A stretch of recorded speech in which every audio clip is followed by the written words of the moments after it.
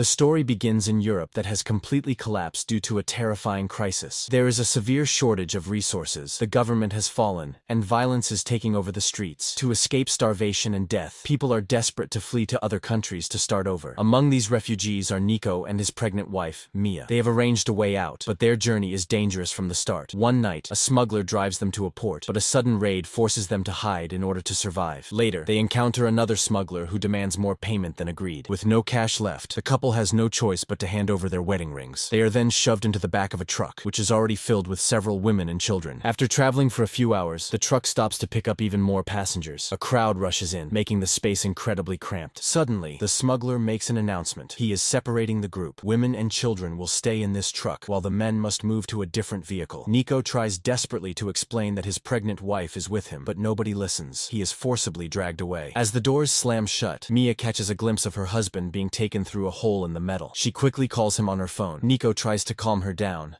assuring her that both trucks are heading to the same destination, and they will reunite soon. Sometime later, the truck arrives at a military checkpoint. The women immediately rush to the back to hide behind a false wall. The driver hands his paperwork to the soldiers, claiming he is only transporting cargo, but the soldiers insist on inspecting the vehicle. At first, everything looks normal, just piles of boxes. However, one soldier gets suspicious. He sends a subordinate inside, ordering him to go to the very back and fire a shot into the side wall. The bullet reveals a hollow space, and the soldier realizes there is a hidden compartment. He signals his team, and they storm inside, ordering the people hiding behind the wall to come out. In the chaos, Mia manages to climb up and hide on top of some crates. The commanding officer ruthlessly orders that all the women be executed. In moments, everyone below is shot dead. Once the soldiers leave, a traumatized Mia calls Nico, crying as she tells him what happened. Hours pass, and the truck finally reaches a shipping port. The container is lifted and loaded onto a large cargo ship. Mia tries calling Nico again, but this time, there is no answer. She checks her backpack, turns on a small flashlight, and eventually cries herself to sleep. Later, she is woken up by violent shaking. Peeking through the bullet holes in the container, she sees a massive storm raging outside. The ship is tossed around by the waves, and Mia starts screaming for help before a violent impact knocks her unconscious. When she wakes up, water is pouring in through the bullet holes. She looks outside and realizes the terrifying truth. The ship has sunk, and her container is now floating alone in the middle of the ocean. Panic sets in. She tries to call Nico, but her phone is damaged and won't connect. She quickly checks her belly to make sure the baby is safe. Realizing the container is slowly filling with water, she starts ripping open the cargo boxes, hoping for supplies. Unfortunately, she only finds useless items like plastic Tupperware, flat-screen TVs, alcohol, and headphones. Mia gathers what she can from her own spilled bag, finding a knife and some duct tape. She frantically tapes over the bullet holes to slow down the leaks. Finding an old family photo in her diary gives her a brief moment of comfort. Suddenly, she hears screaming nearby. Looking out, she sees another container floating a short distance away, sinking into the depths with people trapped inside. She screams Nico's name and tries the phone again, but it's useless. As the other container disappears underwater, Mia passes out from exhaustion and shock. Night falls. Feeling hopeless, she picks up the knife, contemplating suicide. Just then, she feels the baby kick. That movement gives her a reason to fight. She decides she must survive for her child and drifts off to sleep. By morning, the situation has worsened. The tape has peeled off and water is rushing in faster than before. She opens another box, but it's just more plastic containers. At first, she feels defeated, but then she gets an idea. She removes the rubber seals from the plastic lids and uses them to plug the lower bullet holes. She then takes a plastic tube from the cargo and rigs it into one of the holes, creating a makeshift drain to pump the water out. She arranges a large wooden crate to serve as a dry bed and marks the water level with tape to track the rising tide. She takes stock of her meager food and water, deciding to ration strictly. Luckily, she also finds a working drill and a lighter that someone left behind. Suddenly, her phone rings. It's an unknown number. She answers, and it's Nico. He explains that his battery had died earlier. He tells her he is alive, but his driver betrayed them and dumped him outside the city. Mia breaks the news that she is trapped in a container floating in the ocean. Nico promises he will find a way to rescue her, but he urges her to save her battery and stay alive for the sake of their baby. Not long after, Mia begins to feel contractions. She realizes the baby is coming. She tries to eat a piece of a sandwich to keep her strength up, but suddenly, a violent storm hits the ocean. The waves batter the container, shaking it uncontrollably, and Mia's labor intensifies. She screams in pain as water starts flooding in again. Amidst the chaos, her phone starts ringing, but as she reaches for it, it slips from her hand and falls into the rising water. Desperate and out of options, Mia strips off her clothes. She uses the ropes from the cargo boxes to suspend herself from the ceiling for support. Fighting through the pain and the storm, she finally gives birth. It's a girl, but she isn't breathing. Panicked, Mia quickly pats the baby's back. After a few terrifying seconds, the baby gasps and begins to cry. Relieved, relieved, Mia climbs onto a high box, holding her newborn close as they wait for the storm to pass. Once the sea calms down, she cleans up the area and makes a bed for the baby using a thick sweater inside a small box. She eats her remaining leftovers and checks the phone, but it's completely water damaged. Mia knows she needs a way out. She grabs the drill and tries to bore holes in the ceiling to cut through the metal. However, the loud noise terrifies the baby, who won't stop crying no matter how much Mia tries to soothe her. Exhausted and overwhelmed, Mia eats the last of her food supplies. She tries to drill again, but the battery dies, leaving her stranded. She tries swapping her SIM card into the phone, but the device refuses to turn on. In a fit of frustration and rage, she throws her supplies around. Her eyes land on a knife. She picks it up and frantically tries to widen the holes in the roof manually, but she only ends up slicing her own hands. As time passes, Mia's only focus becomes keeping her baby alive. She splashes water on the infant to keep her cool in the heat and tries to get some sleep. The next morning, she tries to cut the ceiling again, but the knife snaps. Defeated and dehydrated, she drinks the very last drop of her water supply. She falls asleep from exhaustion and dreams of Nico. When she wakes up, she realizes it is raining. Water is dripping through the holes in the ceiling. It's a miracle. She drinks the rainwater and sets up plastic containers to collect as much as she can. Spotting a box with a broken lid, she gets an idea. She threads ropes through the holes in the ceiling and pulls down with all her weight. Finally, the metal bends and sunlight streams into the dark container. She climbs out onto the roof, but all she sees is endless ocean. She brings the baby up for fresh air and eventually falls asleep. Later, while changing the baby's clothes, she tosses the dirty cloth into the water. To her surprise, a school of fish gathers around it. Mia quickly grabs a rope and a piece of sharp metal to make a spear, but she fails to catch anything. Just as she gives up, she sees an airplane in the distance. She rushes back inside, smashes an LCD screen to get a shard of glass, and climbs back up. In her hurry, she cuts her leg deeply on a jagged piece of metal. Ignoring the agony, she uses the glass to reflect sunlight at the plane, but the plane continues on its path, unseen. Devastated, she climbs back down. She stitches her own wound using copper wire, screaming in pain. Then, spotting a pile of headphones, she gets a brilliant idea. She weaves the wires into a net. She puts the dirty cloth inside as bait and throws it into the sea. It works. She catches fish, and having no way to cook, eats them raw. Days turn into a routine of pure survival. Mia constantly drains water from the container, catches fish, and stores the extras in plastic tubs. She tears pages from her diary, writes SOS messages, seals them in bottles, and sets them adrift, praying someone finds them. One day, while showing her daughter family photos, she decides to name her Nova, after her grandmother, a name Nico loved. That night, to keep Nova warm, she lights a small fire using rubbing alcohol. Suddenly, she hears a thud against the container. She rushes to check, hoping for a boat, but it's just a floating plastic crate. But then, her phone rings. She answers it and hears Nico's voice. Nico reveals the heartbreaking truth. He tried to steal a boat to get to her, but the army spotted him. He has been shot and is bleeding out. He tells her he doesn't have much time left. He makes Mia promise that she will fight to survive and raise their daughter. Mia holds the phone to Nova so Nico can say his final goodbye. Moments later, the battery dies, and Nico is gone. Mia breaks down in tears. More days pass, and Mia's strength begins to fade. The water level inside the container is dangerously high. She spends her time on the roof with Nova. Knowing the end might be near, she builds a makeshift raft out of plastic containers and wood to keep Nova safe. Suddenly, a seagull lands on the container to steal a fish. This gives Mia a glimmer of hope. Birds mean land is nearby. That night, while she is on the roof, she hears a strange sound from below. She looks down and realizes the container is filling rapidly. It's sinking. She dives inside to grab her supplies. While she is inside, the makeshift raft, with Nova on it, drifts away outside. On the other side, Mia's foot gets tangled in a rope underwater. She is being pulled down with the sinking container. She grabs a piece of metal, desperately cuts the rope, and gasps for air as she surfaces. But Nova is gone. Mia panics, screaming for her daughter in the darkness. Suddenly, a whale breaches nearby, spraying water onto the raft, making Nova cry. Guided by the sound, Mia swims frantically and finds her. The next morning,